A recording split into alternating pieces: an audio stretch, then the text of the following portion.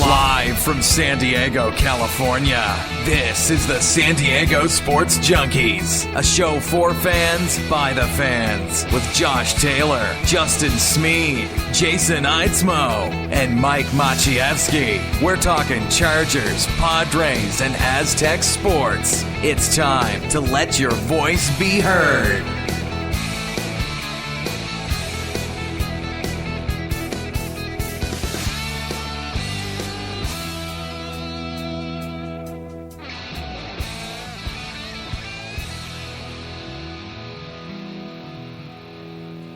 All right, guys, welcome back. Another wonderful Wednesday on the San Diego Sports Junkies, the show for fans. By the fans. I want to first and foremost point out the fact that you're going to realize a voice is not with us today, and that is Mr. Justin Smead. Unfortunately, Justin had to take a business trip to Kansas City. He is currently waiting in line for Kansas City Chiefs tickets. So just want to make sure that everybody knows that Jason will be monitoring the music today, so I want you to be disappointed.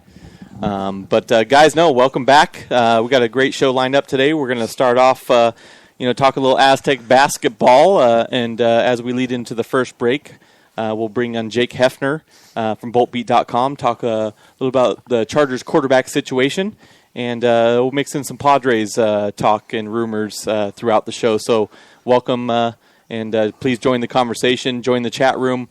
For those of you that don't know as well, we're on iHeartRadio. We're on iTunes.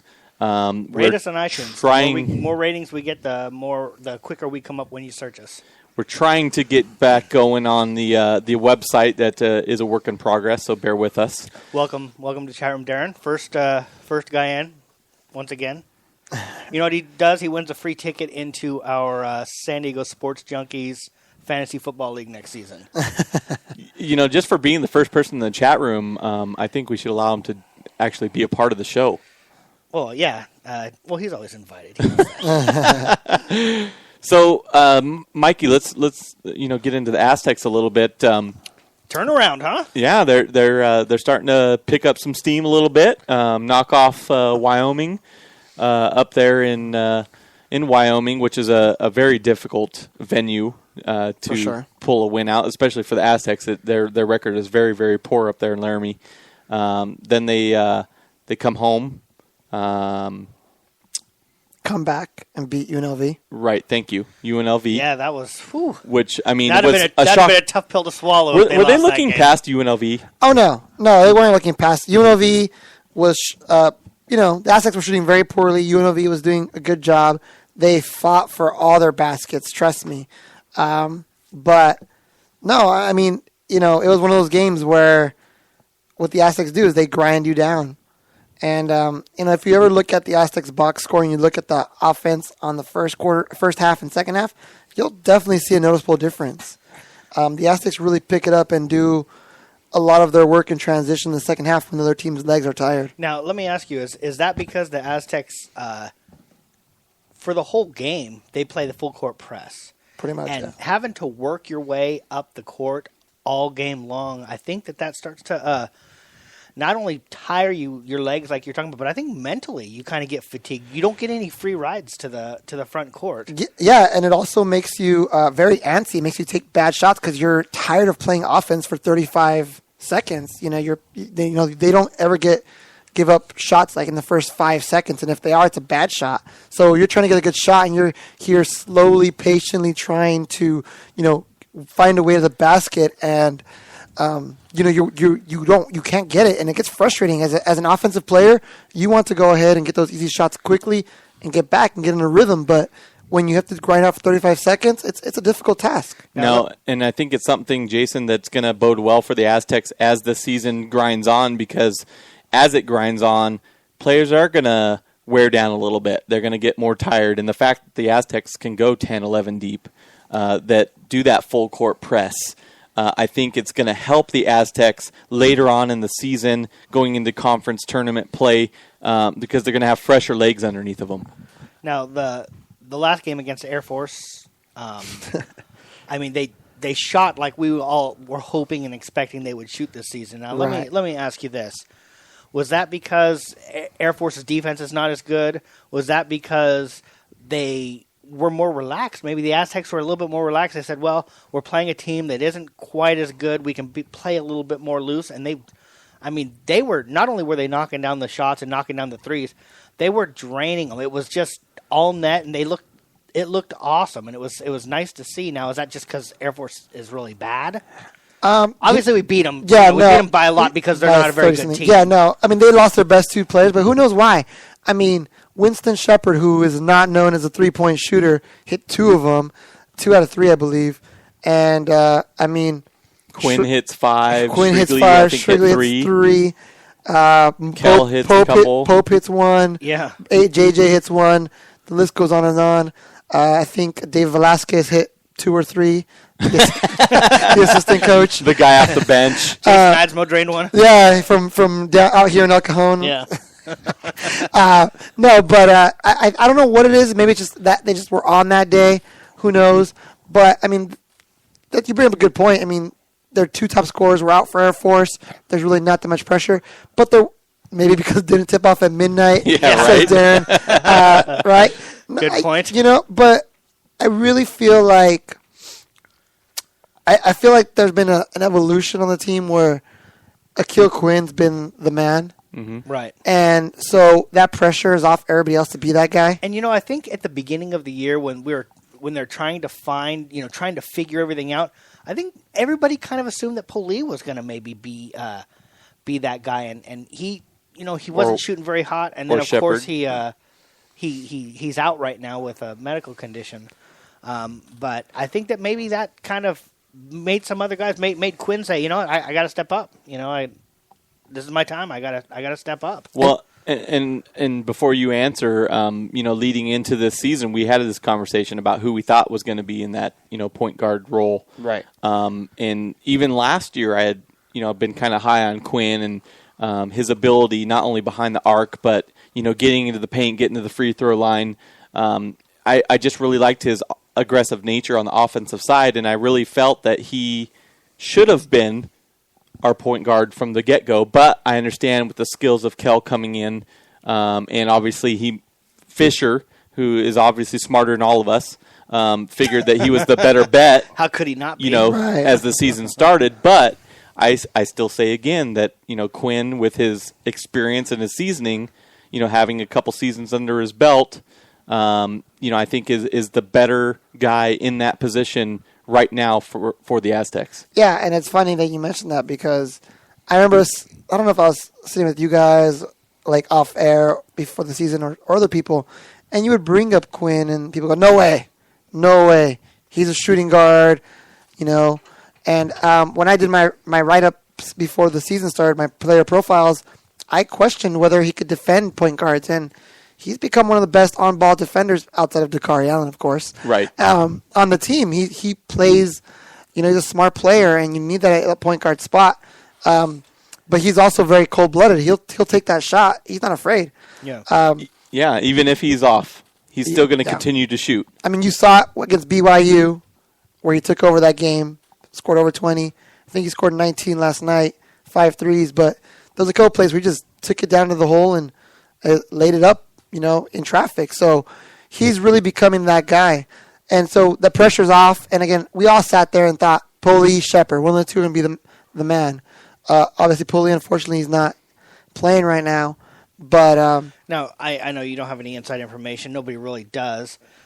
What's your gut say? Are we going to see him back this season? Or if you'd asked me before yesterday, I would say no. But again, word around in social media is that Fisher state he still plans to get Poli back this year, but until they figure out what it is, you really can't risk his health because it's not worth it. No, not at all, not at all. And we've there's been a few instances where of course nobody knows exactly what's wrong, but similar situations where people have died, and it's you don't want to die over a basketball game. Yeah, I want to touch on what Sam G said, not what he just said right now. We'll ignore that comment. Earlier, Sam G mentioned that he saw a defensive end committed to San Diego State. If you guys don't know, it's February. The beginning of February is the early signing period for college football. So a lot of activities going on. Aztec football season is going to be coming up next season. So I did catch the highlights. I can't remember the general. I think it's Michael Peoples who he's mentioning. But the Aztecs again finishing strong in the recruiting. And he also mentioned somebody mentioning USC being better California basketball team than the Aztecs. I think the guy's name is SoCal Trav. Yeah, I think SoCal hiked Sam G's account for a little bit there. Yeah, I know. Sam G, someone's using your account, man. They're posting on the message board some nonsense. You might want to put a stop to that. Yeah, he said Michael Peoples is what he was talking about. Yeah, so I mean, back to the basketball. You know, I'm not ready to proclaim that we're back, but I think we are the team to beat. Playing at Colorado State, it's going to be a big game. Again, having to travel back up there against a better team. And I look at the schedule. You still have to go to New Mexico, to UNLV.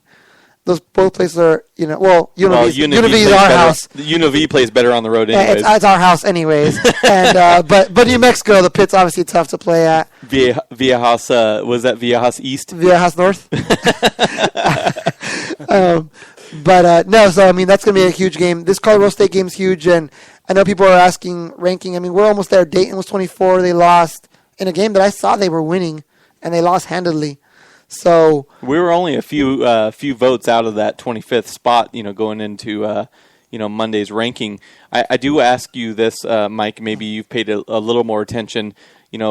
Colorado State is 17-2 overall. Right. Their 2 losses coming in conference. Was their non-conference schedule fairly soft? Terrible. It was in the 200s. I mean, are they not as good a team as their record indicates? Oh, for sure. Their strength of schedule is in like 220s or something like that before the season. Versus San Diego State's is what? Do you know? Like it's in the top 50, I believe. Yeah. I mean, when I say 50, at lowest 65.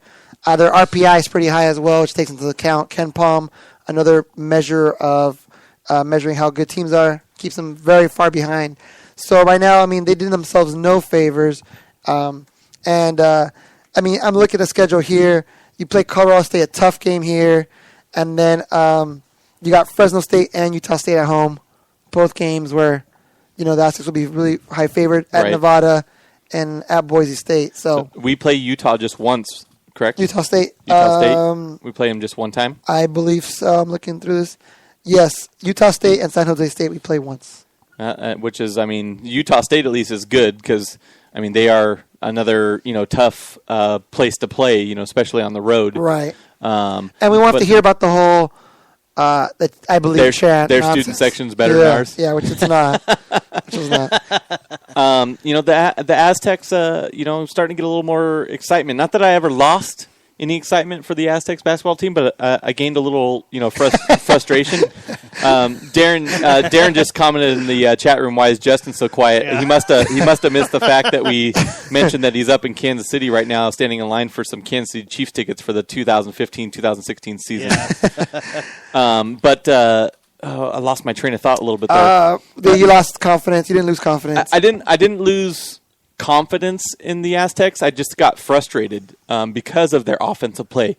But Akil Quinn has come on in the last 3 or 4 games. He's been put in that role to be the facilitator, to be that go-to guy, and he's taken full advantage of it. I mean, it might not always be from the 3-point line, but like I said, he gets to the paint. He's aggressive. He gets to the line, and he's putting up double-digit points the last 3 games. And so I feel that Steve Fisher is going to lean on that. And he's going to be that guy until he starts to struggle, and it's not a bad thing. Having Trey Kell come off the bench is not a bad thing. No, not at all. To have him leading the second team is not a bad thing. Yeah, I mean, and then one more thing is that as I told you guys, I'm the most positive Aztec basketball fan there is. When people saw the world was falling apart, I was sitting there like, RELAX. I was like, and I got worried at one point. I thought after the Fresno State game, I'm like, okay, there's some issues here. But, I'm not one of those people who's going to call out Fisher, and he knows more than I do. Right. Like I said, I've sat with him and picked his brain a little bit. But, I said, Fisher knows what he's doing, and he sees the team more than we do. As a fan, you need to just enjoy it. He does the best he can, and the ball doesn't go in, it doesn't go in. There's Right. certain things you can control. You can't control that ball going in the hoop. Right. And the Aztecs have always been, offense off of their defense. They're currently ranked number 3 in the NCAA. That's huge. Yeah. And Number defense, 3 right. in the entire nation in defense. Defense leads the offense. Audio is cutting in and out. SoCal Trav. We'll get We'll get right IT. on it. We'll get IT on it. As he's turning knobs and buttons now, guys. We're going to take a quick break. When we come back, Get ready for some static. Static X will be coming online right now, and then we'll have a call in from a regular of sorts, Jake Hefner from BoltBeat.com, talking Chargers football and the quarterback situation after the break.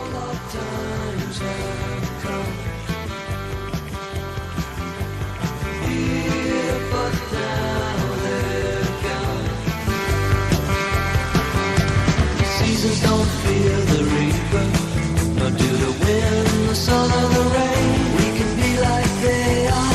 Come on, baby, don't fear the reaper. Baby, take my hand. Don't fear the reaper. We'll be able to fly. Don't fear the reaper. Baby, I'm your man. Millionaires are being made all season long at DraftKings.com, America's favorite one-week fantasy football site. 1 week fantasy means no season-long commitments. Play whenever you want. Got a player who's hurt? No problem. Injuries won't derail your shot at victory because it's like a new season every week, so you're never stuck with the same players. Pick your team in minutes, and you could be on your way to winning huge cash. This season, one listener turned $10 into $5,000. Another turned $2 into $10,000. And a new millionaire has been crowned nearly every week this season at DraftKings.com. You could be next. Imagine winning $1 million in one day just playing fantasy football at DraftKings. Head to DraftKings.com now and use promo code Spreaker to play free in the $10 million Fantasy Football World Championships. DraftKings.com. Bigger events, bigger winnings, bigger millionaires. Enter Spreaker now at DraftKings.com. DraftKings.com. That's DraftKings.com. Cali Comfort Barbecue in Spring Valley was built for West Coast Sunday morning football and fight night. Cali Comfort Barbecue has quickly become San Diego's slow smoke barbecue sports entertainment destination. Full service catering available for all your tailgating needs. You need help CaliComfortSD.com. with your business project that is due? Maybe you need business cards to help your business stand out. We at San Diego Sports Junkies got you covered. SK Digital Imaging can do it all. Give our buddy Sean K a call, 858-408-0732. SK Digital Imaging, from business cards to the bigger projects. SK Digital Imaging and our buddy Sean K will get your printing done right.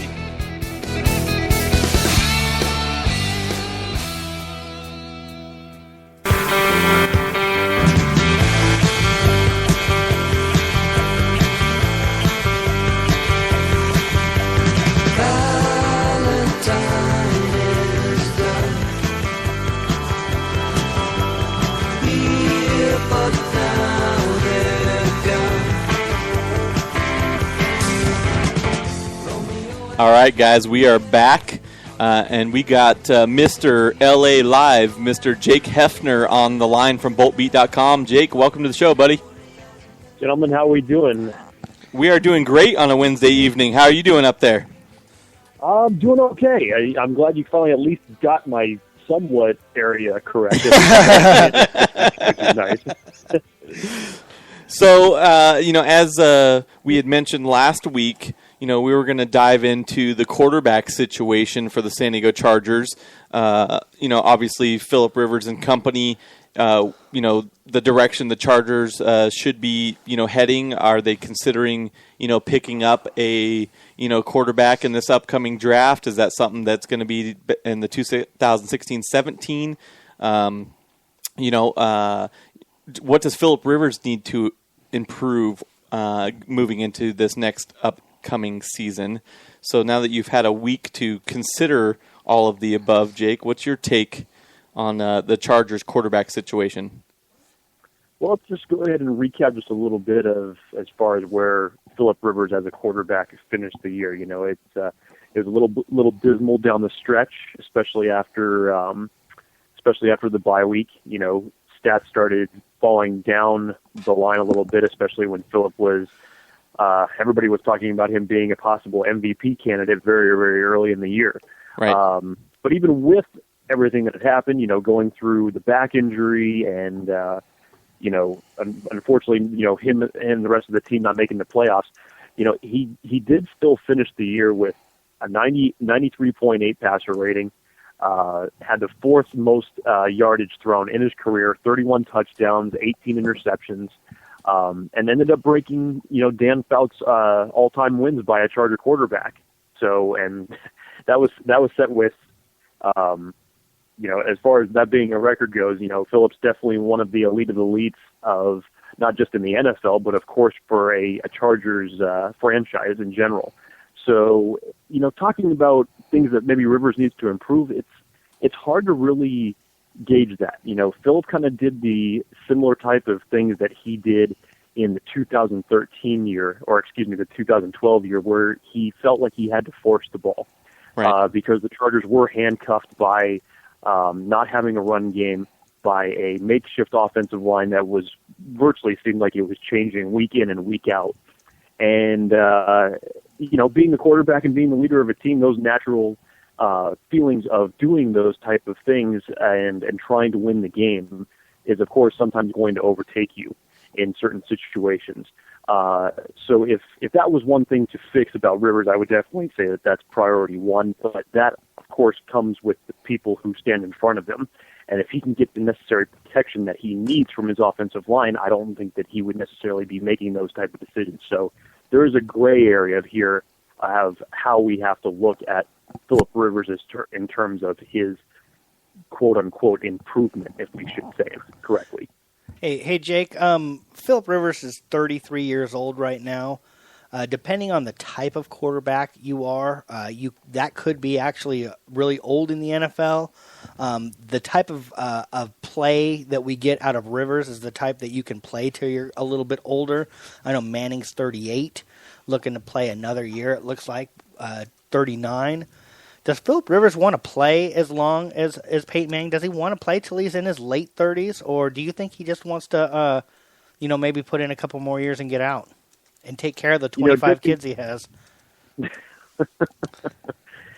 Judging by the persona that we know Philip Rivers is, and as a competitor as he is, and having that fiery type of attitude that he has, that Charger fans love, but others, will sometimes complain about.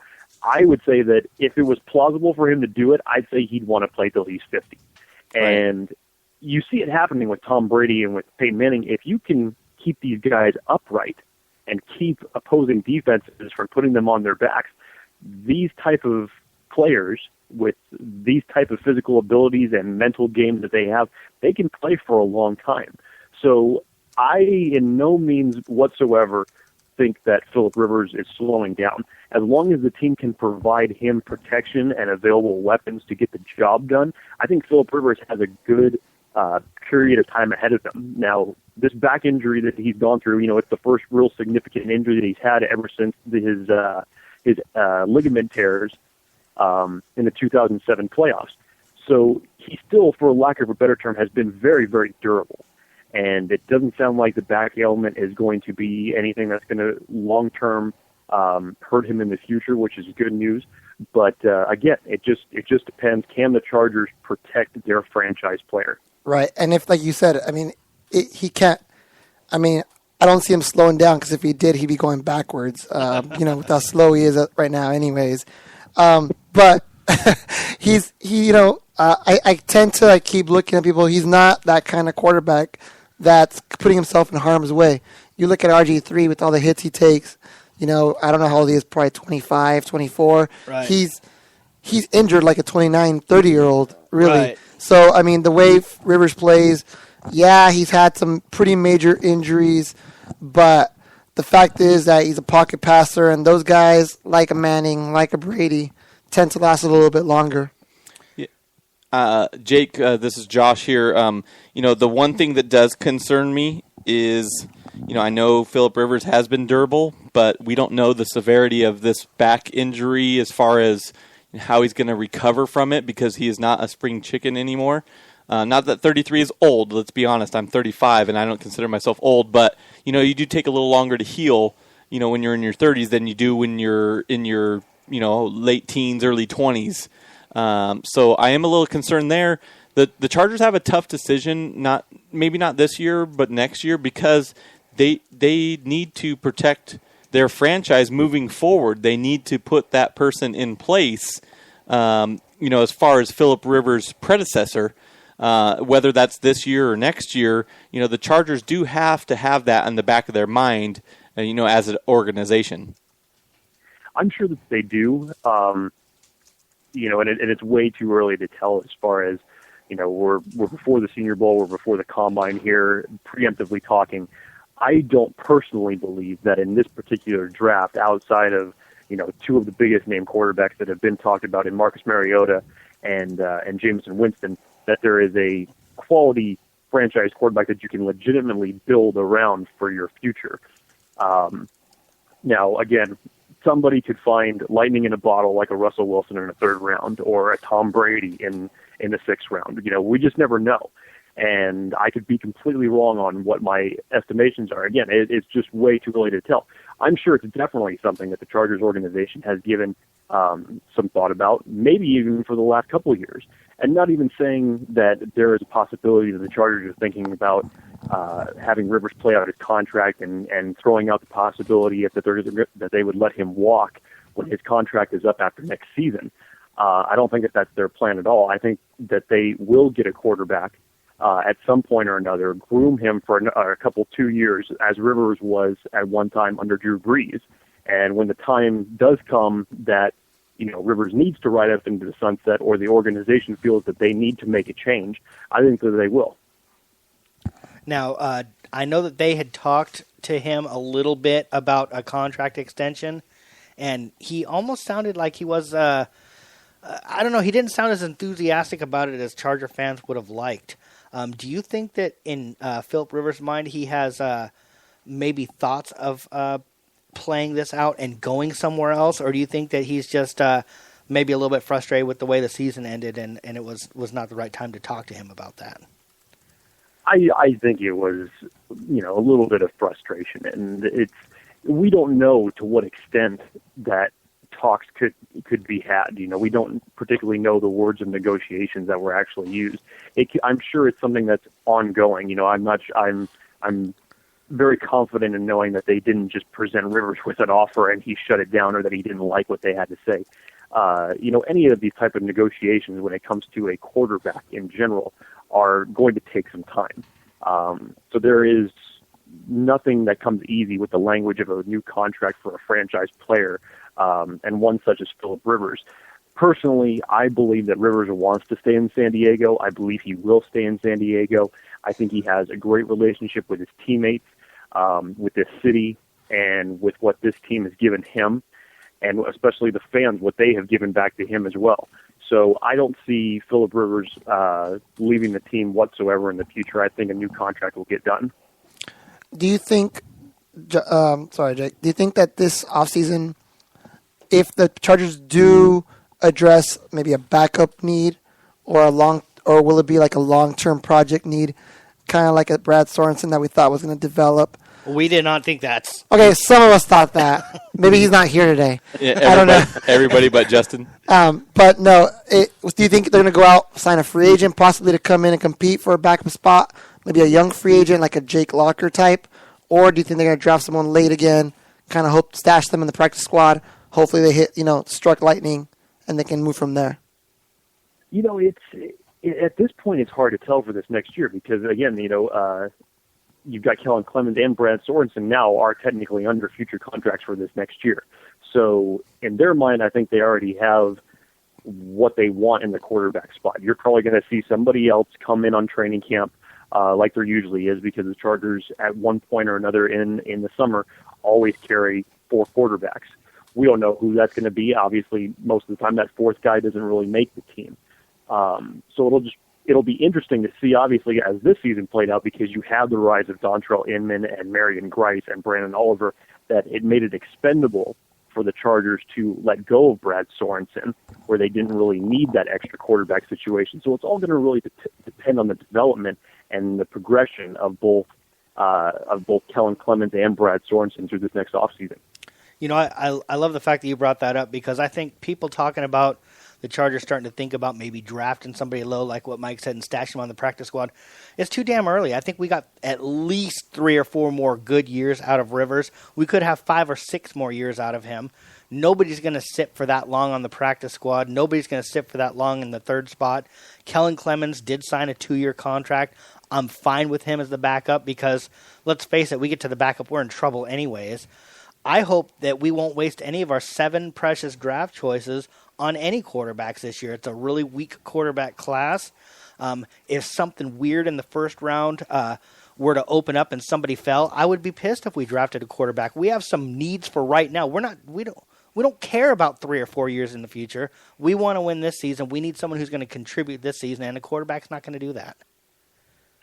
You're right on the money. If there's one thing that I will bet my absolute money on right now is that the Chargers will not draft a quarterback in this year's draft. If anything, at least with, like you said, the 7 picks, or the 6, because we gave the 7th one away for Sean Lismore to Dallas a couple of years ago. Yeah. So with our 6, we will not be drafting a quarterback. If anything, you may see one pop up on the undrafted free agent process following the draft. Like you, I don't believe that the Chargers are going to be looking for a replacement for Rivers this year or a future replacement for Rivers this year. It's just not in this draft. There's no quality quarterback that you're going to be able to get over the needs that you already have for the rest of the team. So it's definitely something I think that the Chargers have already locked in place with their quarterbacks 1, 2, and 3 under contract for this next year. And depending on what happens with Kellen Clemens in the future, what he wants to do as far as his playing career, the progression of Brad Sorensen in his playing career, they will make that decision, but it will not come until at the very least 2016. Yeah, I have to agree with you there, Jake. And furthermore, with Phillip Rivers, he's probably the most competitive guy in the NFL, if not at the quarterback position, and he wants to win that championship more than anything. Phillip Rivers isn't going anywhere anytime soon. The only thing that's going to hold him back is a serious injury, and that's why I'm mildly concerned about the back injury. Because we don't know how bad it really is. We're assuming everything isn't horrible because we haven't heard anything about it. But we're technically in the off season, even though the NFL is a year-round program. Not hearing anything. I guess no news is good news in this case. We're not hearing anything major pop up with Phillip Rivers, so we can only assume that everything is going to be A-okay and he's going to be back there to, lead us hopefully into the promised land in 2015-16 season. Yeah, like you said, no news is good news. Tony Romo was coming off of a similar, maybe not a similar, but a back injury as well after this next season. And everybody thought that Dallas's offense was going to tank. But again, the important thing about that is that Tony Romo was well protected this entire year. Yeah. And it progressively gave more time for his back to get better and better and better as the season went along. So like you said, there is nothing that's been set in stone as far as if there is a planned surgery in place for Phillip Rivers' back at this point. In my opinion, I would think that if there was, they would want to get it done as soon as possible so that he can have a full training camp to get in line and practice and, get in rhythm back for the next coming season. But, in this case, because there is no news, maybe that is the best possible thing that can happen right now. Jake, I'm watching the chat room a little bit as you're talking, and I'm going to put you on the spot a little bit here.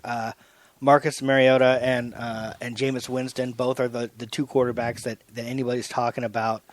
First of all, neither one of them are coming to the Chargers. I don't know why anybody would want either one of them to the Chargers, but in your opinion, either one of these going to be successful or top-end NFL quarterbacks?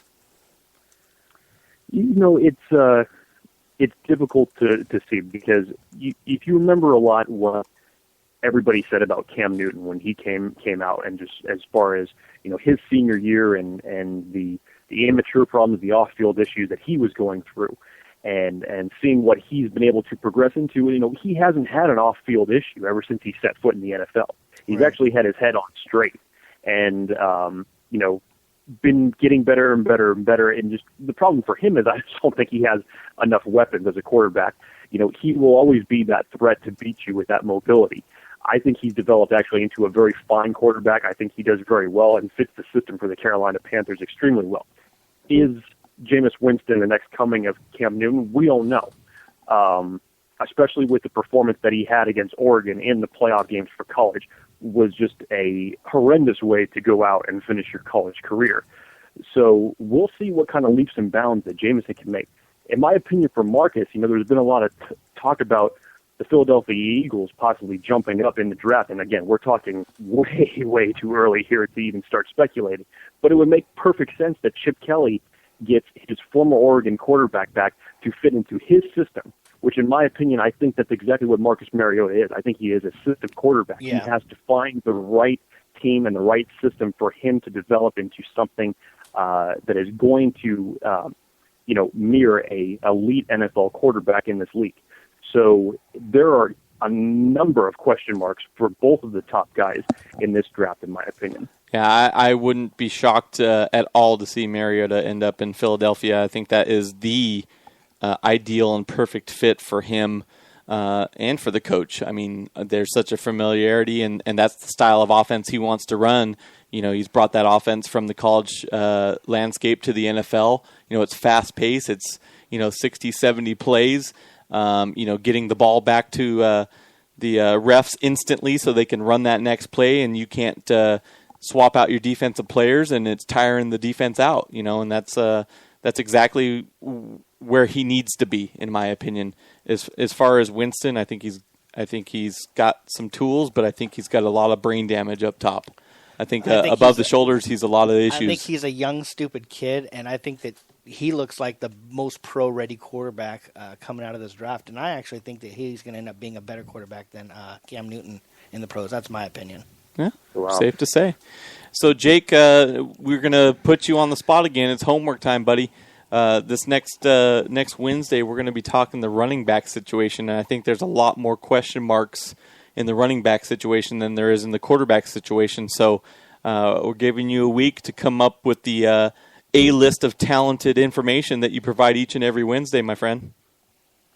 Absolutely look forward to it every time, gentlemen. You know that off-season, there is no off-season with us. We keep trucking, we keep going along, and always look forward to coming on the show every Wednesday. We appreciate you being on the show, my friend, and we'll talk to you next Wednesday. It's going to be fun talking about Ryan Matthews and what happens with him next week, I think.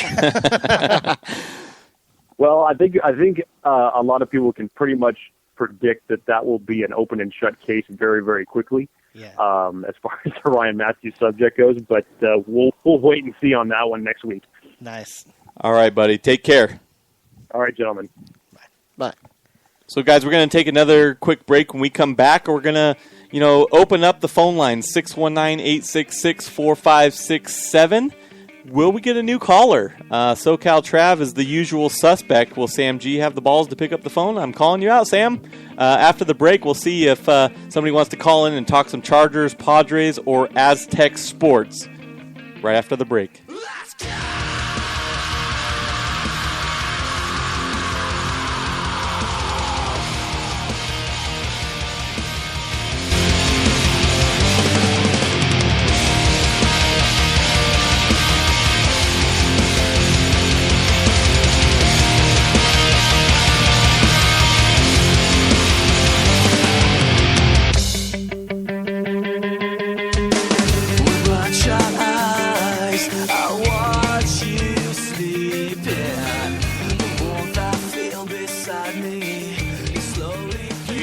With your business project that is due, maybe you need business cards to help your business stand out.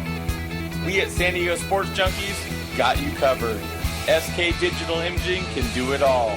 Give our buddy Sean K a call, 858-408-0732. SK Digital Imaging, from business cards to the bigger projects, SK Digital Imaging and our buddy Sean K will get your printing done right.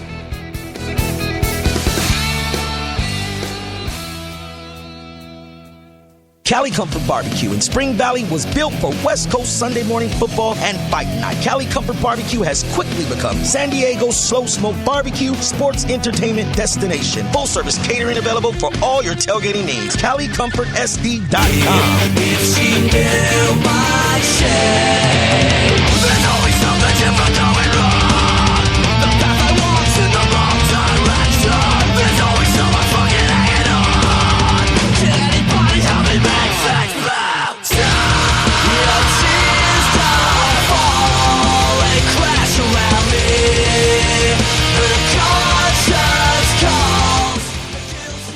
I am fired up, Jason. You got me fired up for this next segment here. It's where you open up the phone line, 619-866-4567.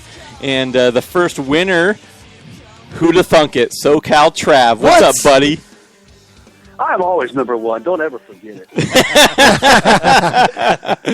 What's up, man? What's on your mind? What's your opinion on the Chargers quarterback situation? What do you think they should be doing, and what do you think they will be doing? Well, obviously, I know we're not going to go after. I don't think we should draft a quarterback in this draft just because we have too many other things that we need badly.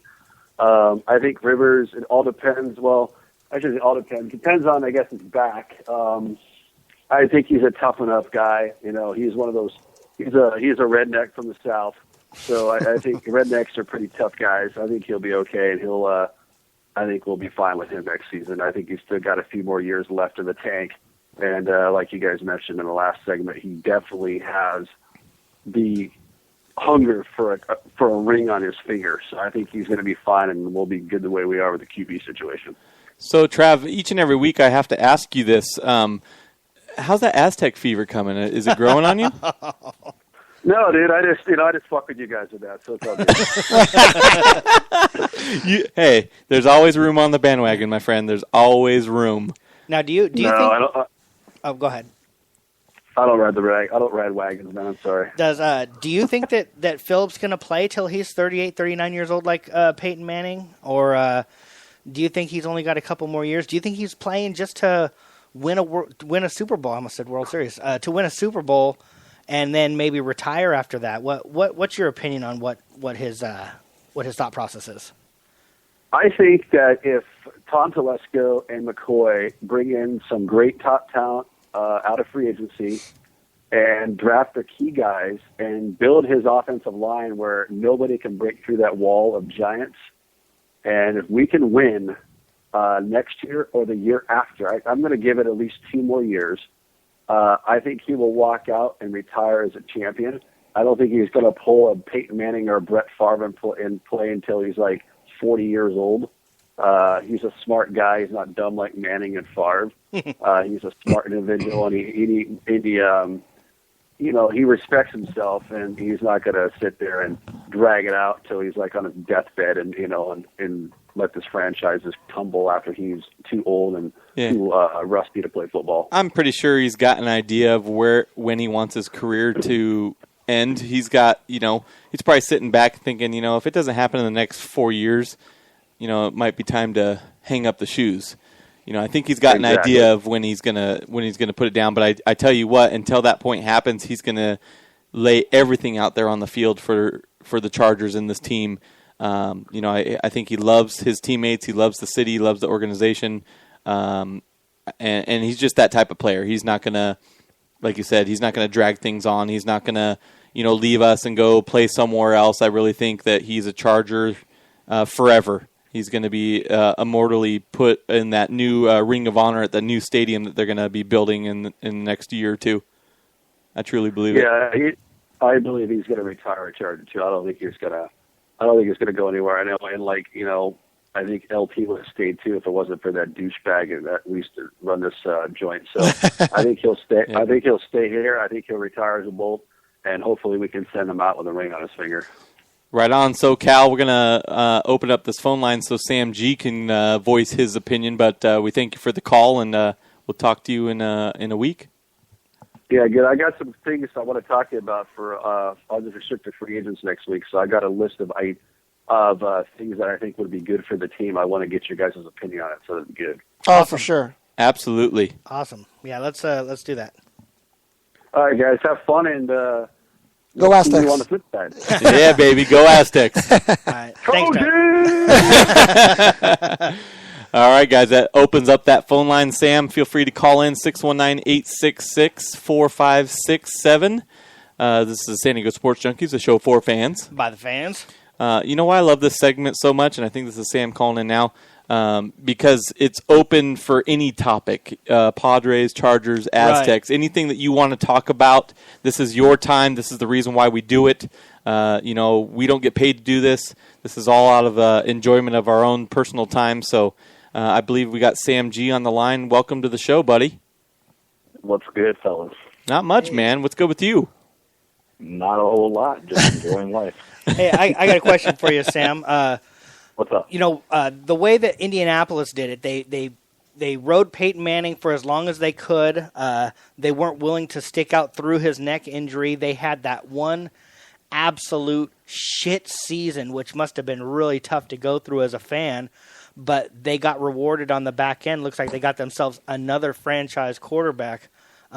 Would you, as a Charger fan, let's say that Rivers, we get a Super Bowl. I think we might have lost him. Yeah, I think we lost him for a second did. there. All right, I'll wait for him to get back because I wanted to. Here he comes. Yeah, I'm sorry we lost you there, Sam. Are you back? Hello? YOLO. We're having some phone issues. You there, Sam? Well. Yes, I'm here, guys. All right. Try one more time, Sam. We're having some phone issues. Sorry about that. Well, we'll ask Sam when he gets back on there. I'll ask you guys, would you guys be willing to go through, to get everything you can out of Phillip Rivers and then go through just an absolute horrible shit season? Well, let's hear what Sam has to say first. Okay. Hey, Sam, you He there? passed out. Yes, I am Okay, here. I'm sorry. SoCal Trev said he passed out. Scared us. I don't know if that was on our end or your end. Probably our end. Basically what I'm trying to say is, would you be willing to, after we've gotten everything we can out of Phillip Rivers and he's finished, would you rather the Chargers have already drafted somebody and kind of have him waiting in the wings, or would you be willing to go through an absolute shit season for the opportunity to draft another franchise quarterback?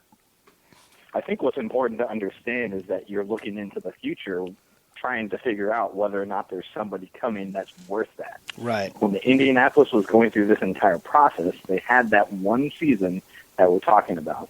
Mm-hmm. And they knew that the following season that Andrew Luck was coming out. I mean, there's a possibility, there was always the slight possibility that he could come back for his senior season, but almost everybody and their mom guaranteed that he was going to be leading the draft at that point. Now, if you are coming, or you're looking at the point where Rivers is going to end his career, you're going to look at it and say, do we have somebody already? Chances are unlikely. Do we want to draft somebody to try to groom them for a year or two, maybe 3 years at most? And like we were saying before, 3 years is probably just way too long. And then attempt to play somebody?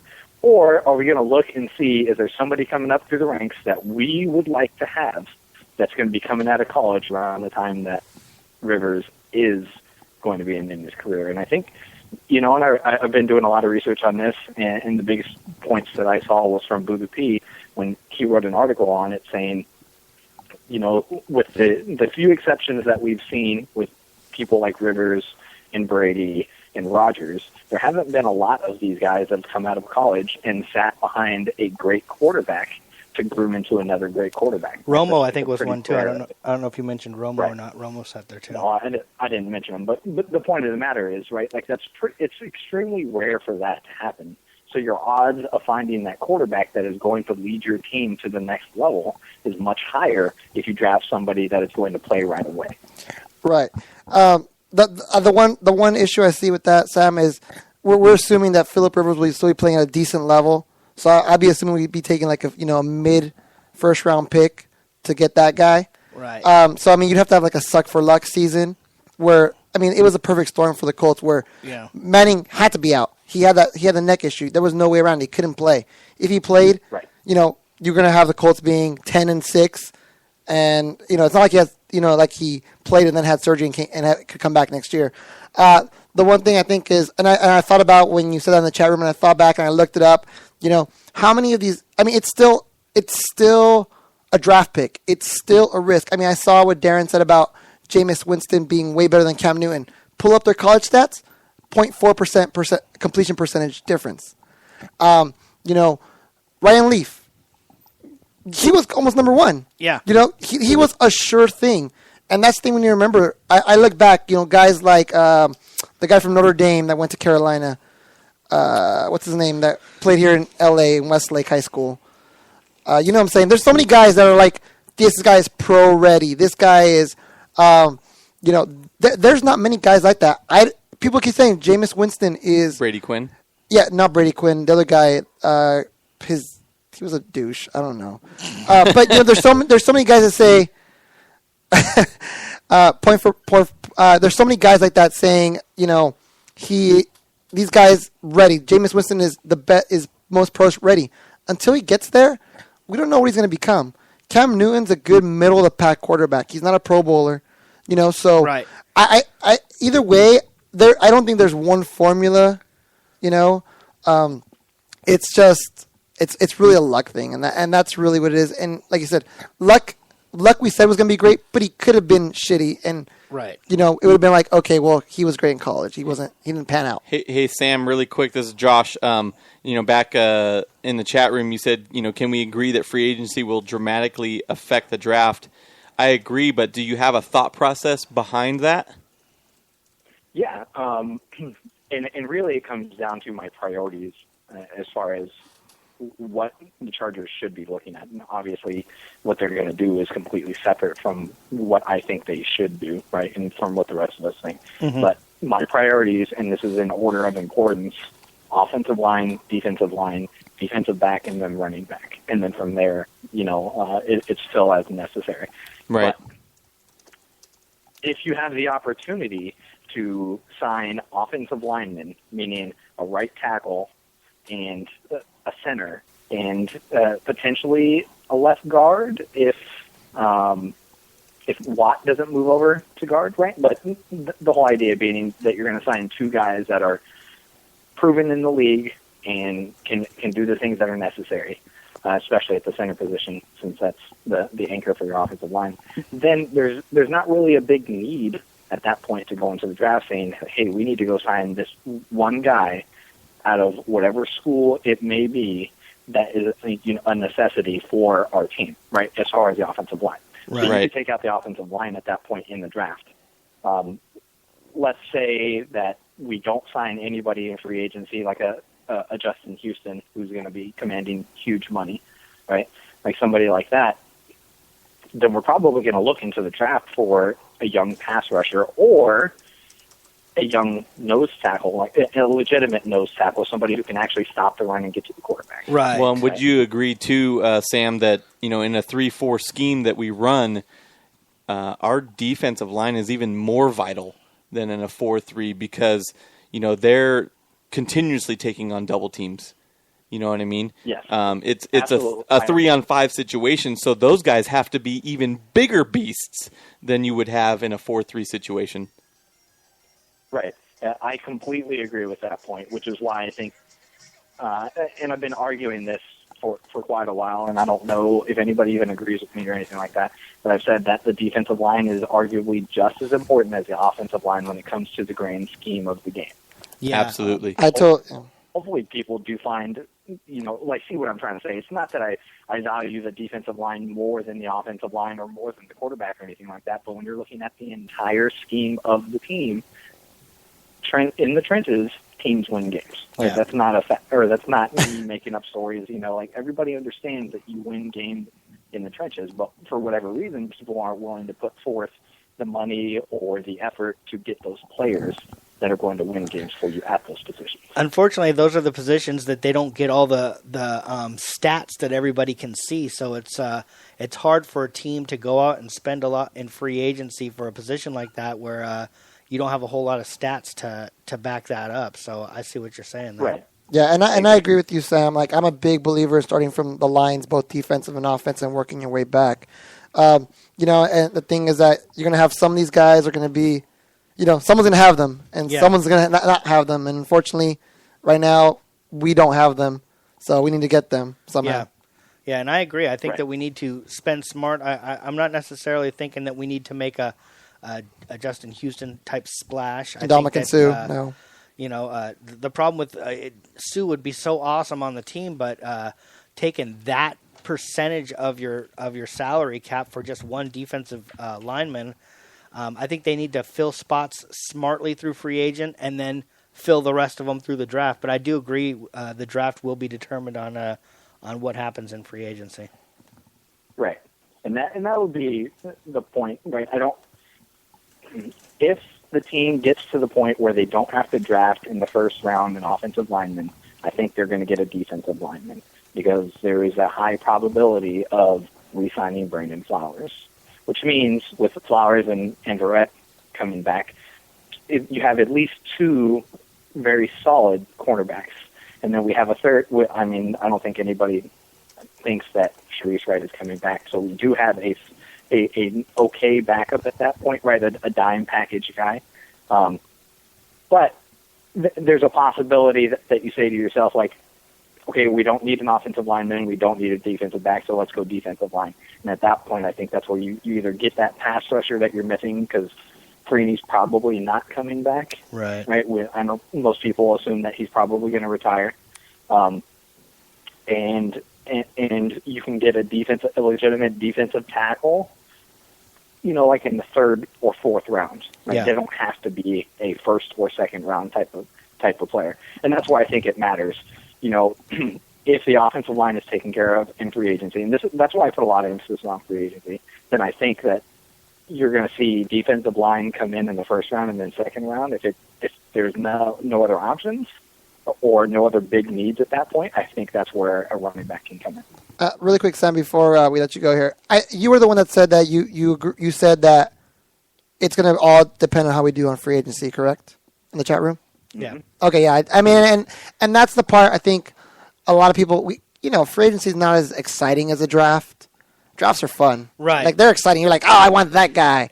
Free agency is more kind of like, it's the grunt work you do before. So I think that's going to be telling where last year we sat. I remember us sitting here thinking defensive line, cornerback, those were the 2 main positions. And then Jason Verrett popped up and it was like crickets. Yeah. And then because you worry that your team's just drafting for a need, which I'm not a big fan of. Right. But I mean, I don't know. I just want to say that was a smart call, and I want to just point out that I wish more fans looked at it like you, where it's very logical and very common sense. Where that's where you need to start filling those holes, and then whatever pops up, leave yourself open for whatever's available at that point. Mm-hmm. All right, Sam. So we appreciate you calling into the show. Hopefully, just like SoCal Trav seems to every week, hopefully we can get your opinion. This is what we're all about. We're a show for fans. By the fans. And we want to make sure that you guys are able to voice your opinion, so we appreciate you calling in. All right, fellas. It was fun. Yeah, thanks for the participation each week in the chat room, too. We enjoy reading what you write. Thanks a lot, man. Yeah. All right, bye. Sam's already got the absolutely down. Absolutely. So some of the other things that, are going around as far as, San Diego sports news, obviously. Really quick, can I stop you guys? Darren, all right. We like Sam too, man, but get a room. Seriously. Get a room. You get a room, all right? Get a room. No, it is nice to you do hear, you hear the fans that it is nice to hear fans that look at things logically, and unfortunately, it's the crazy uninformed fans that are the loudest squawkers, and the majority of the Charger fans, I really do think are more like Sam. They just you don't hear them barking and making a lot of noise. But yeah, you got to look at this logically. You don't need to make the biggest splash in free agency. You don't need to go get that one guy. We know what the deficiencies are on the team. We don't need one guy we need 4 guys. Right. So instead of spending all your money on one guy and having 3 holes, let's spread it around and let's spend smart. And and the problem is majority of fans are uninformed. Well, and so let's use the Padres as an example. They've been lackluster. They don't have that face to go with the franchise. So the signing of a Upton and a Kemp put some excitement. They were trades, though. They weren't even signings. True, but I'm just stating the fact that, a lot of times people just know the big name that everybody's talking about, and so they don't logically think, well, we don't need that person at this position. Right. We already have that position tied up. Right. Yeah. You know what I mean? I mean, we need a defensive tackle. And who's the number 1 free agent out there, according to NFL.com? And Ndamukong Suh. Right. So people think we'd love to have him. Yeah, of course we'd love to have him if he wants to make $15 million a year instead of 26 that he's asking for. Right. That'd be great because we'll take him at 15. But again, logically you need to look at it And like I said, not everybody can have an Ndamukong Suh, and that's my point. What I was trying to make is, Yeah. sure, we'd love to have the best line and our line win every battle, and we love our defensive line to win every battle. Right. But guess what? So are 31 other teams. Yes. And they're all trying to get that same goal. And You know, there's 31 teams in the NFL. Nose guard, really, really elite nose guards. There's like 3. It's not like every team has one. Right. There's 3 really, really good ones, and then 20, whatever. My math's not so great. Left over that are okay or bad. Right. So we can't. You're right. We can't have an all-star at every single position. Absolutely. Guys, this opens up our phone line again, 619-866-4567. We're going to take another quick break. When we come back, we're going to talk some more San Diego sports. I kind of want to talk about some of the rumors out there as far as the Padres are concerned. And I'm hoping there's a Padre in our chat room that wants to call in and kind of voice his opinion on where the team is heading. Excited, not excited, what do you think they need to add? Should they be looking for another pitcher, you think? Another pitcher, possibly, another shortstop. I mean, there's still places I think that they can make themselves more legitimate moving into the 2015 season. And we'll talk about that a little more just after the break. We can hang around by the pool. Hang by the pool. Did your mom get back from her business trip? Is she there, or is she trying to give me the slip? Give me the slip. You know I'm not the little boy that I used to be. I'm all grown up now, baby, can't you see? Stacy's mom. Do you need help with your business project that is due? Maybe you need business cards to help your business stand out. We at San Diego Sports Junkies got you covered. SK Digital Imaging can do it all. Give our buddy Sean K a call, 858-408-0732. SK Digital Imaging, from business cards to the bigger projects, SK Digital Imaging and our buddy Sean K will get your printing done right.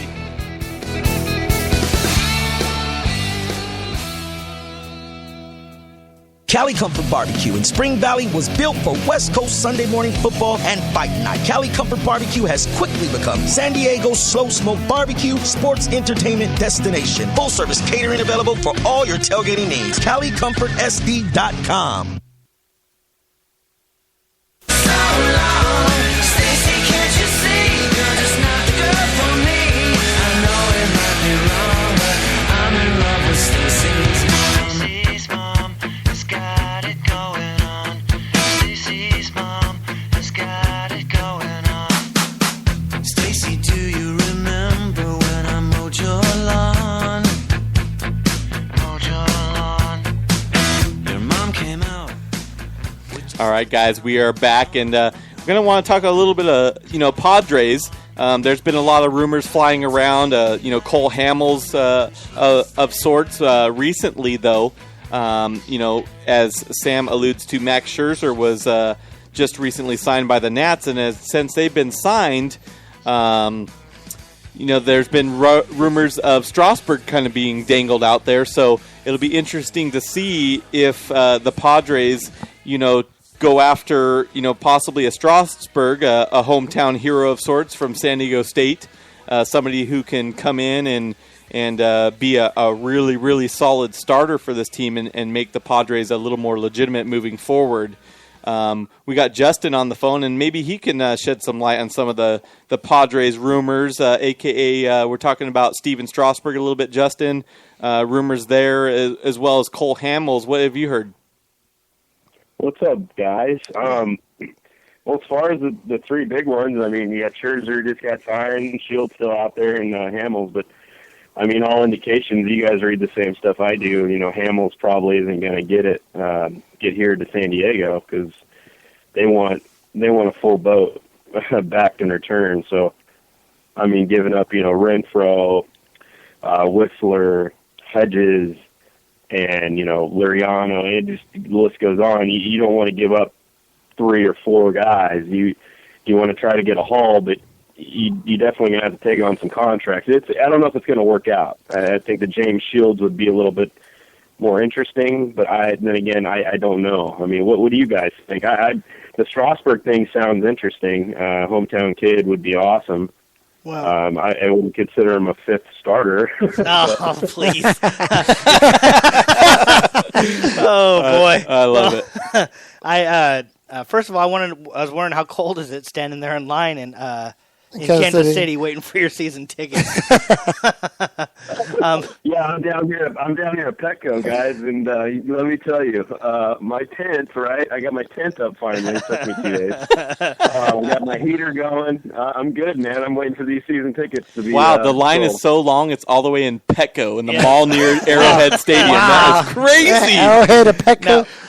Now, you know what? I think that we're talking about another pitcher. Of course, it would be wonderful. I think to get Strasburg or Cole Hamels. I think that it's a little bit pie in the sky. I think our starting. I guess you can never have too much starting pitching, but our starting. We were looking at possible starting rotation. Andrew Kashner. I'm very comfortable with him. Tyson Ross, very comfortable. Ian Kennedy, Odie Despaigne.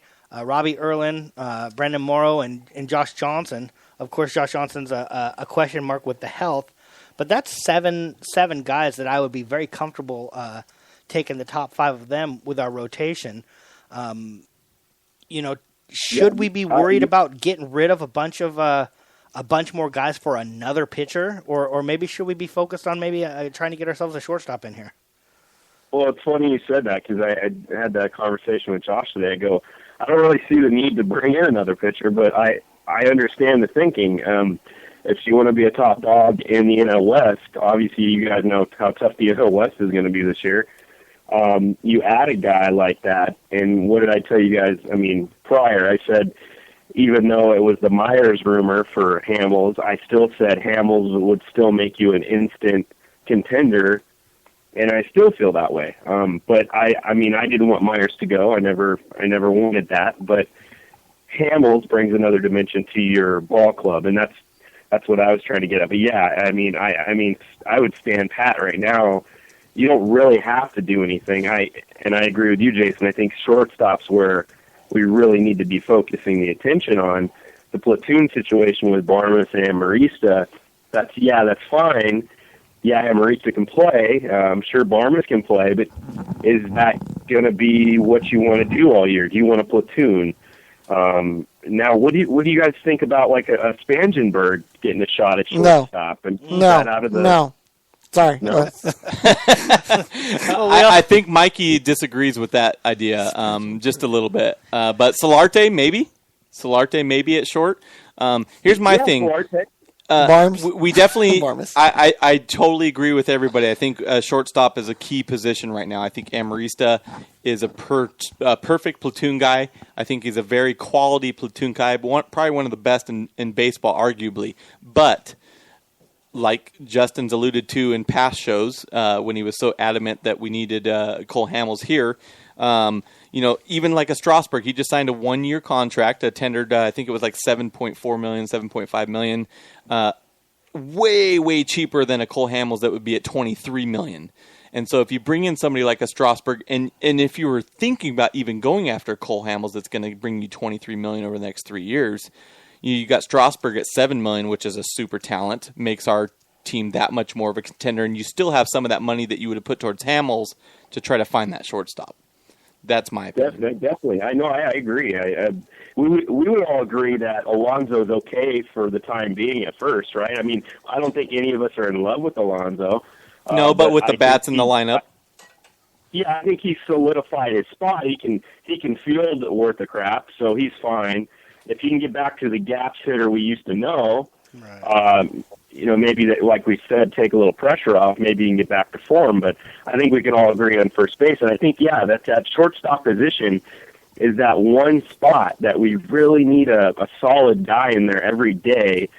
And I don't know, maybe Preller's thinking Amarista and Barmas. Why do you bring Barmas in here?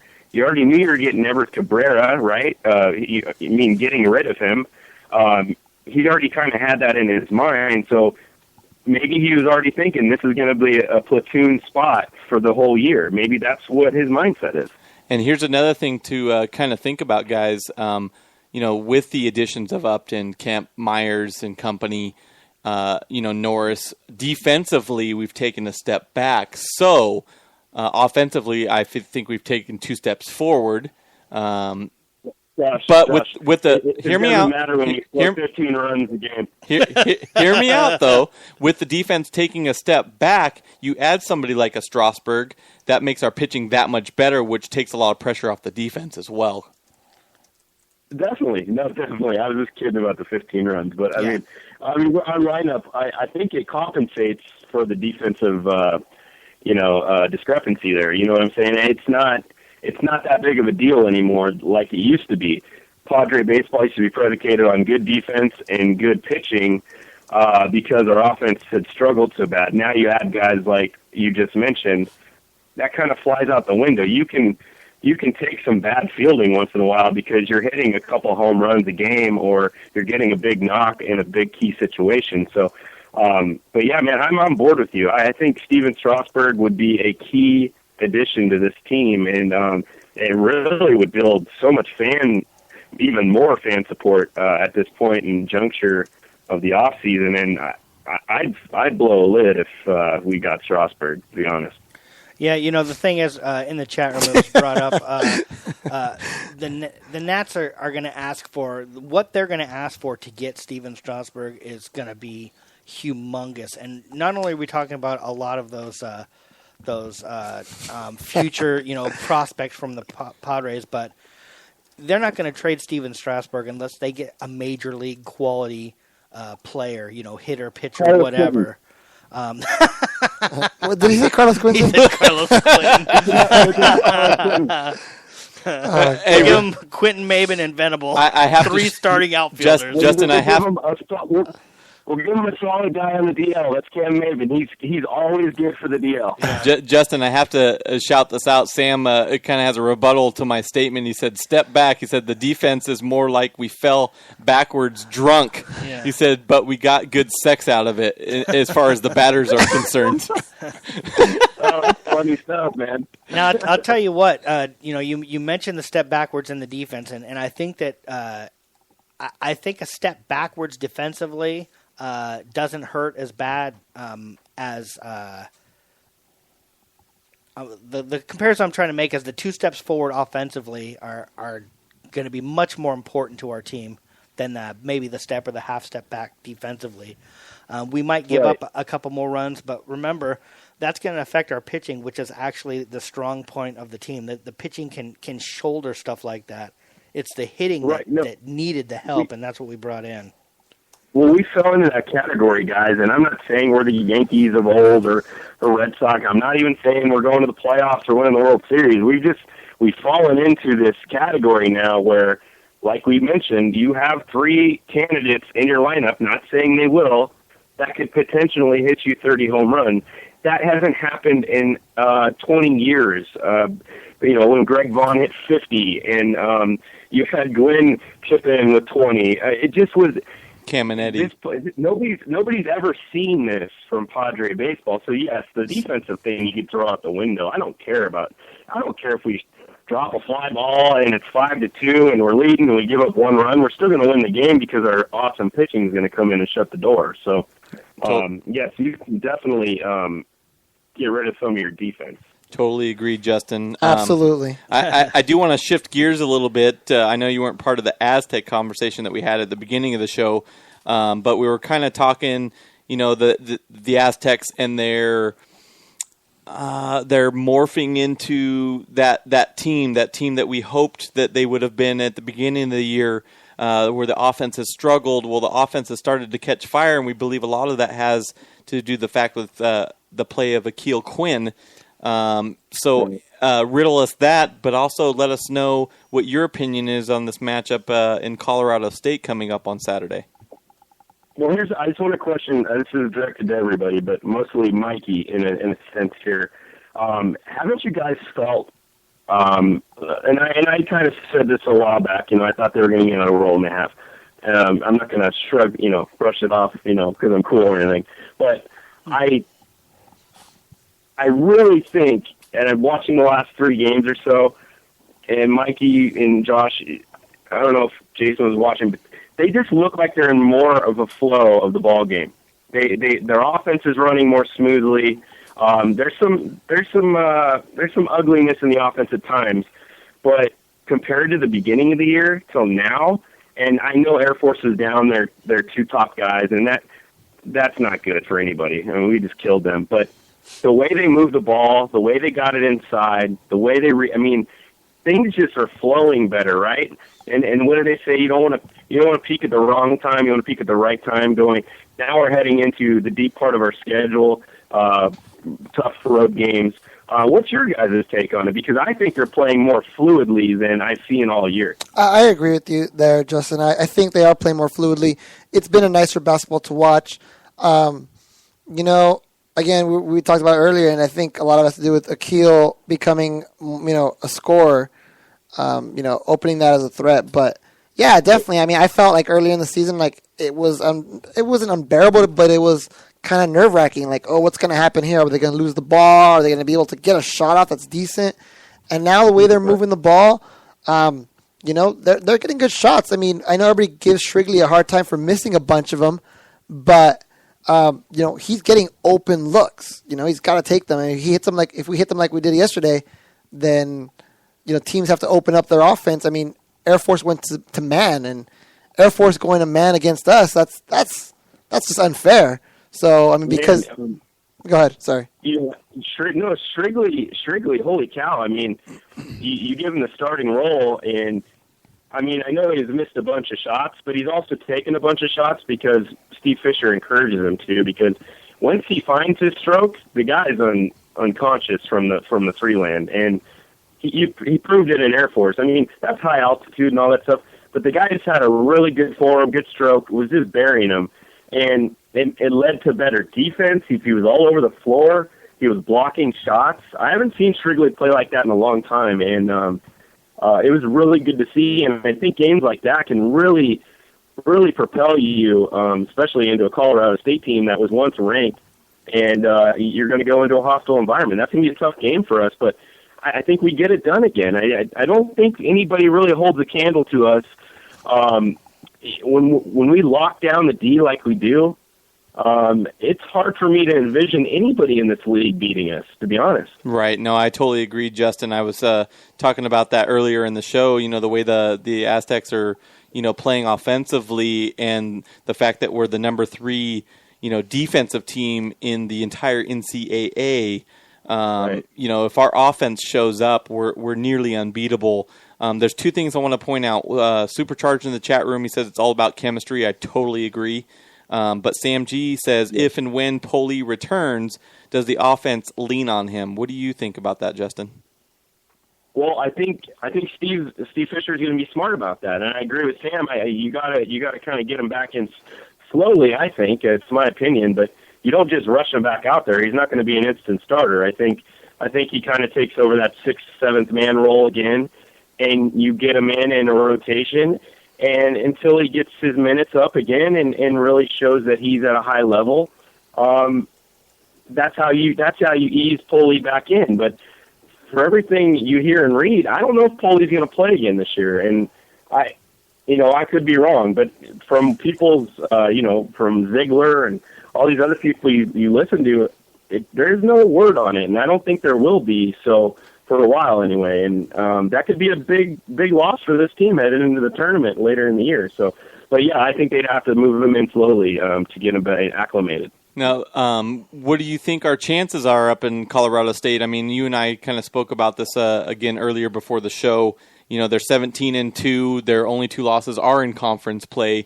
Their non-conference schedule was pretty weak. I think Mikey pointed out they were like in the 220s in RPI. 220s in the RPI.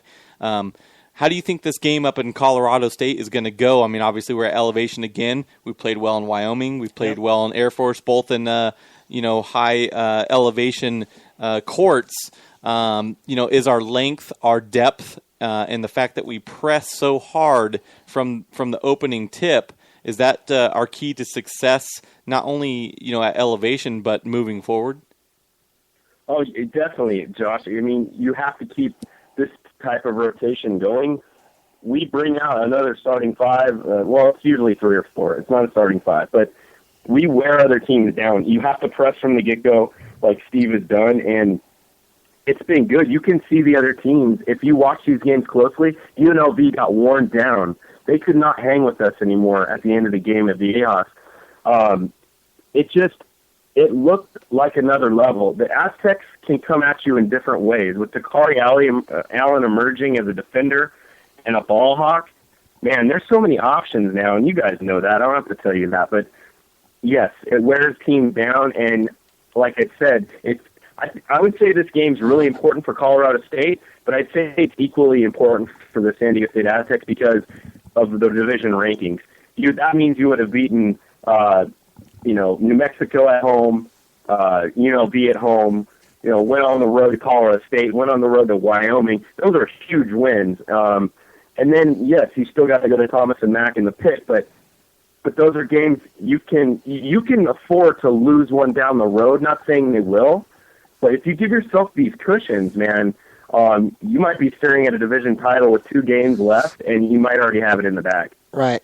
Hey, but we're going to let you go. But before you go, I need to ask you a big favor. Can you please bring some Kansas City barbecue back after you get your tickets? Yes, sir, man. I just got my pre-ordered Jamal Charles jersey in the mail. I'm so excited. All right, man. Bring me some barbecue, man. Bring me some Kansas City Q. All right, Justin. I'll get you some. I'll get you some wet naps too. We got to clean up those barbecues. All right, buddy. We'll see you next week, man. See you next Wednesday, man. All right, guys. Have a great show. Later. Later, buddy. All right. Well, really quick before we, I want to talk some Padres that we didn't get a chance to really delve into. I mean, we started talking Aztecs, but yeah. I mean, I'm looking at I was while we were talking, I'm looking at Padres trade rumors and stuff, and the 2 things that keep popping up are international Dominican players that they're going after, and pitchers that they're being linked to pitchers. And today I actually read that that it seemed like that Cole Hamels wasn't going anywhere, staying in Philly. But I mean, I know the market's drying up, but I mean, it's looking like this might be what we roll with, and I'm fine with that. To be honest with you, I want to say we upgraded all 3 outfield positions. One thing that we haven't really spoken a lot about is Will Middlebrooks. I'm really high on him. I think he's going to have a really, really good bounce back season. Jed Jerko, we're all assuming, and I am as well, that he is going to have a comeback season. I think Yonder Alonso, with everybody else in the lineup, it's not going to all fall on his shoulders. It's not going to be as important to him to do as great, which I think will have him relax and he'll just play a little bit of ball. And if we go into the season, a Norris catching, a definite upgrade. If we go into the season with Barmes and Amarista, either one of those, or Solarte, or even Spangenberg as our shortstop, whoever's playing, whoever plays the best in spring training is going to probably walk into the season with that job. Right. I'm fine. I'm fine with that. It's still an upgrade over last year because last year we got crap out of the shortstop position. As far as Will Middlebrooks, Sam says in there he hit like ass last season. Well, so did Will Myers, so did Jed Jerko, so did Yonder. So obviously there's some questions there. No, we're all being complete Homer fans right now, and we're assuming that that they're all going to have bounce back seasons. We did this last season too. We assumed a lot of people were going to do a lot better than they did, and they didn't. But what else can you do as a fan? You're looking forward to the season. You're excited for the season. I'm not going to sit here and talk about how I think Will Middlebrooks is going to hit 180. Right. Who wants to talk about that? Right. But I think they're going to have a lot less pressure, especially like a Jerko and Alonso, because they're still returning starters from last year. They're going to have have team talent. Right. And they have more protection in the lineup, so they don't have to do so much. Right. They don't have to be the guy that hits that 25, home run plateau, driving 80, 90 RBIs to keep us in contention. We have those guys in the outfield right now. Right. So Jed Jerko just needs to be Jed Jerko, as he was in a as he was as a rookie. Will Myers, same thing. He doesn't have to be the catalyst. It would be nice to see him hit 280 and 30 home runs, obviously. Right. But if we get 20-plus home runs out of him, I'm extremely excited about that. Just about anything's an upgrade over what we had last year, and that's all we need is a little upgrade. If our pitching stays the same, along the pitching front, we haven't really talked about the bullpen yet. I'm very excited about all the talent we have in the bullpen. My one concern is Benoit closing. Yeah.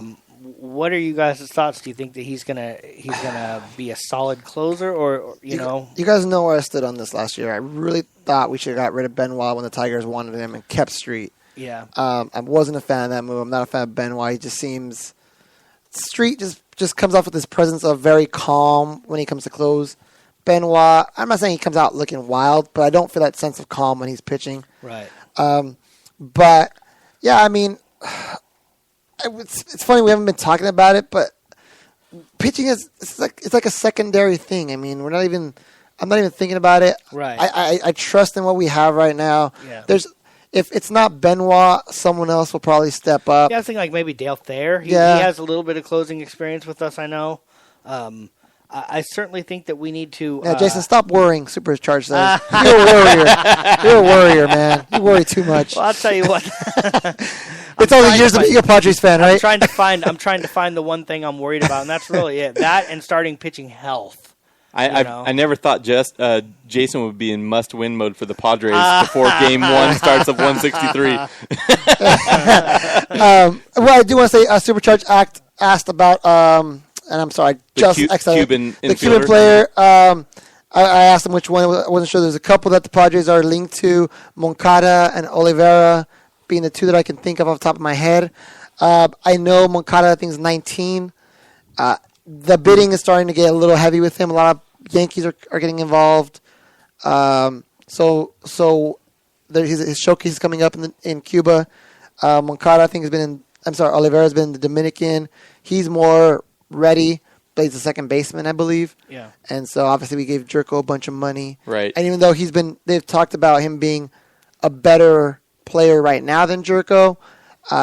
Again, a lot of teams are also involved in him, so if the bidding gets too high, then I can see the Padres bowing out on that one. Isn't it funny, and I don't want to get political on this by any means, but do we see Cuba being a bigger pool now that the quote-unquote wall has been broken down between the United States and Cuba? In the process of being broken down anyways, I don't quite understand how the whole Cuba thing works, to be honest with you. I mean, is that these Cuban players that come over here, they're all defecting, right? Is that the only way to get over here from Cuba, or are there other ways? I don't understand. I think it was, but I don't think is it still now? I think what I read... There's been no policy change yet, has there? No, what I read right now was now they can get government officials to leave, government official papers to leave Cuba. And I didn't read that like that's what the article was about. It was like a side note in an article where you could get the papers to allow you to leave to go, an example, to go play in the United States. Right. But again, the article was something about the politics of it, and it was just a side note that I picked up. So I may be wrong, but I think that would expedite things and make it a lot safer. They got to take these guys from Cuba and from the Japanese league and everything, and they got to do what the NBA does, and they got to make them eligible for the draft, I think. I don't think it's fair that these guys come over and it's just, the highest bidder gets to take Yankees, them. I think that, Red Sox, Jerk Sox. And the other teams get them if the Red Sox and the Yankees don't want them, basically. If they want them, they'll get them. Right. They need to put them into the draft. So what you're saying is we need to put a lot of bad press on these guys so the Yankees and Red Sox don't want to touch them, and then we'll go in there and swoop in there and give them $10 million and pick them up. Make everybody eligible for the draft, and if you're going to take a flyer on this guy from another country, then that's what you're going to do. The NBA does the same thing. A lot of times, I'm not a huge NBA fan anymore, but when you hear about the draft, a lot of times in the first round, you hear all these guys that you can't pronounce their names, and you never heard of them. And that's because they all play over in Europe. Yeah, there's got to be some kind of something to protect teams to make it easier, but. Again, I mean, the Padres, it's looking like this may be it. I want to see Justin he's thinks that we should sign off. he's already signed. He's in the Yeah. front office. He makes good money there. He looks awesome. Awesome. Yeah, he does look awesome. He does look awesome. Yeah. Give him a but- break. His fingers are numb. He can't text very well from Kansas City. Numb yeah. and covered with barbecue. I mean, exciting as it was, it looks like it's dying down. Catchers, pitchers report in Shoot, I want March, to say I want to say it's less than 30 days. February or something. I don't know how I think many it- days away, but it's, I think it's towards the end of February. I'm pretty sure if It's Darren nice was to be listening, he excited would about know. But we're like 75 days away from opening day, so I gotta say it's got to be like 30 days that pitchers and catchers report, maybe a little bit less, because obviously they're there usually a week or two before the regular team gets down there. So Right. It's definitely exciting times for Padre fans here in San Diego. It's been a long, long time since we've been able to be excited about Padres baseball. Yes. I'm talking like prior to us going to the World Series in the 90s. So, it's been a long time coming. It's exciting. Justin's already going to be there at opening day. I know I'm going to try to, but I can't guarantee anything. We're kicking around the idea of doing a show. We haven't Right. decided. We might do one from the parking lot yet. We're still What, trying to. what day is it, guys? It's a Saturday, isn't it? It's a Thursday, I It's a believe. Thursday. Okay, I'm Yeah, sorry. I believe it's a Thursday. The first Saturday game. We were talking the about first doing a weekend we're talking about doing a show down there. show. We all have jobs Thursdays out. Yeah, exactly. Like I Thursday. said, Oh no, we can't do that. I got to work the next day. it's a hobby. This is what we love to do. We're just a bunch of fans, talking sports with you guys. We appreciate you all in the chat room. Sam G for popping his cherry and calling into the show. We appreciate that, Sam. SoCal Trav, as always. And the rest of you guys in the chat room, we Jake. thank you all.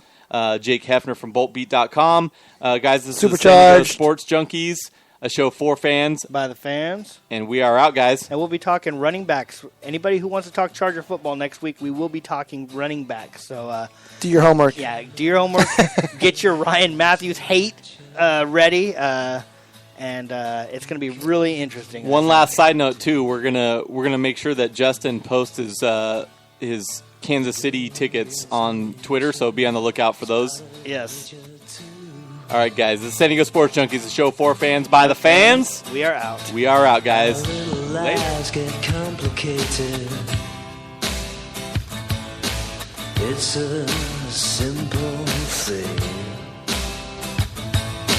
Simple as a flower, and that's a complicated thing.